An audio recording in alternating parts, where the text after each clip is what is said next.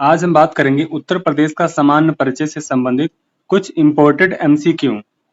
उत्तर प्रदेश का सामान्य परिचय से जो सारी चीजें थी वो हमने कवर कर ली पिछली क्लासों में। अब हम उससे संबंधित एमसीक्यू लगाएंगे, उसके बाद हम अगले टॉपिक पे बात करेंगे। तो ये क्लास इम्पोर्टेंट है, लास्ट तक बने रहिए। पहला क्वेश्चन है आपके सामने, आप कहेंगे प्रश्न 1, उत्तर प्रदेश की स्थापना कब हुई थी? उत्तर प्रदेश की स्थापना कब हुई थी? तो आप कहेंगे 24 जनवरी 1950 को उत्तर प्रदेश की स्थापना हुई थी। ठीक है।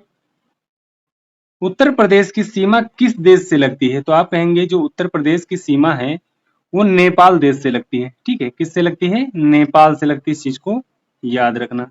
क्लियर है? चलिए अब थोड़ा इसकी हम व्याख्या समझते हैं। उत्तर प्रदेश केवल एक देश के साथ अपनी सीमा साझा करता है, केवल एक देश के साथ। ठीक है, इस चीज को याद रखना, वह है नेपाल।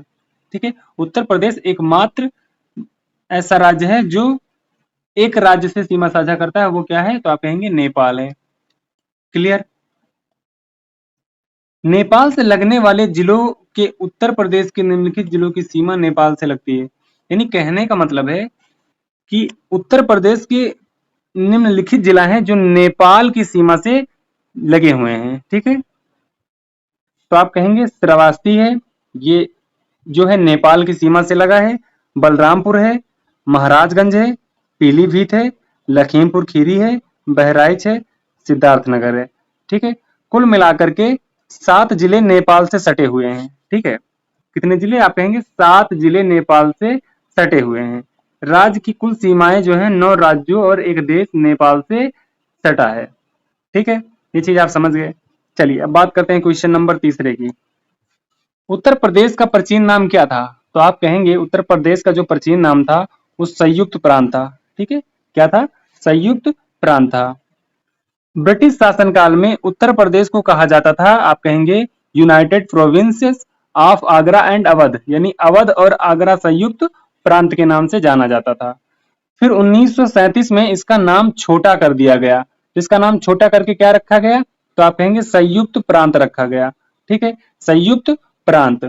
उसके बाद 24 जनवरी 1950 को इसका नाम बदल करके क्या रखा गया? तो आप कहेंगे उत्तर प्रदेश रखा गया। ठीक है, 24 जनवरी 1950 को इसका नाम बदल करके उत्तर प्रदेश रखा गया।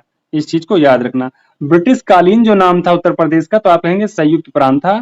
ठीक है, चलिए बात करते हैं अगले क्वेश्चन की। उत्तर प्रदेश की राजधानी कौन सी है? तो आप कहेंगे उत्तर प्रदेश की जो राजधानी है वो लखनऊ है। ठीक है, पहले की बात करें तो पहले जो राजधानी थी आप कहेंगे प्रयागराज। ठीक है, पहले कौन सी राजधानी थी? तो आप कहेंगे प्रयागराज।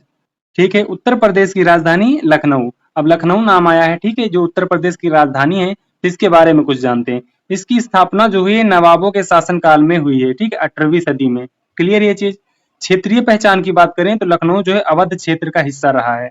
ठीक है, भाषा की बात करें तो हिंदी, उर्दू, अवधी बोली जाती है।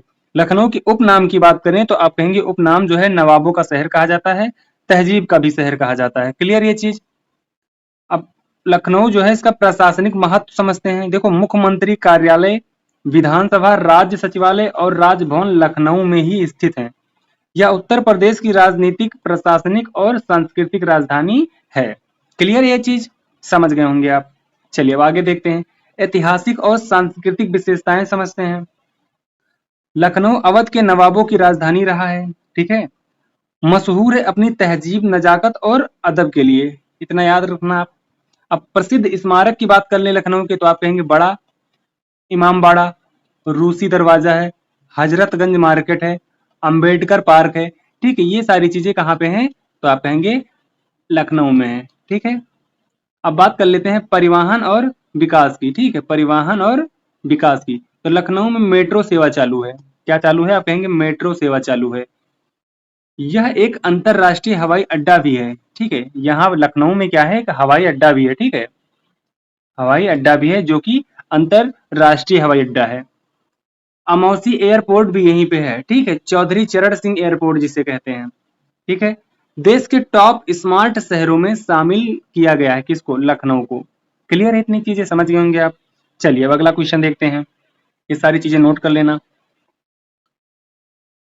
प्रश्न नंबर 5 की बात करें, उत्तर प्रदेश में कितने मंडल हैं? ठीक है, कितने मंडल हैं? तो आप कहेंगे 18 मंडल हैं। ठीक है, ये सभी को पता है कि उत्तर प्रदेश में कितने मंडल हैं, 18 मंडल हैं।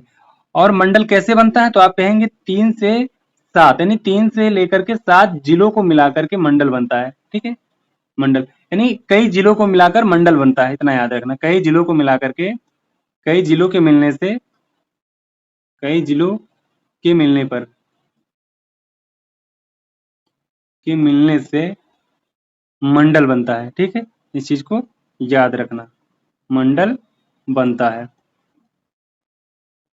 ठीक है, चलिए थोड़ा इसमें जानते हैं। यूपी में कितने मंडल हैं? तो आप कहेंगे 18 मंडल हैं। उत्तर प्रदेश में कितने मंडल हैं? 18 मंडल हैं। हर मंडल में 3 से 7 जिले हो सकते हैं। ठीक, ये 3 से 7 जिले हो सकते हैं, इस चीज को याद रखना। ठीक है, किसी में 4 जिले होते हैं, किसी में 5 जिले हो जाते हैं, किसी में 6 होते हैं। इस प्रकार से हर मंडल में 3 से 7 जिले हो सकते हैं। मंडल की बात करें तो जिलों का समूह होता है। ठीक है, जैसा मैंने बताया था, कई जिले मिलकर के मंडल का निर्माण करते हैं। इसी प्रकार यानी जिलों का समूह होता है मंडल। मंडल प्रमुख, मंडल का जो प्रमुख होता है उसे हम क्या कहते हैं? मंडलायुक्त कहते हैं, जो आईएएस अधिकारी होता है। ठीक है, वो एक आईएएस अधिकारी होता है। तो इस वीडियो में हमने इतना सारा कुछ पढ़ा और सभी चीजों को जाना समझा, जो आपके एग्जाम के लिए बहुत ही महत्वपूर्ण था। अगर ये वीडियो आपको पसंद आई हो तो कमेंट में जरूर बताना। चलिए मिलते हैं हम अगली क्लास में। जय हिंद, जय भारत।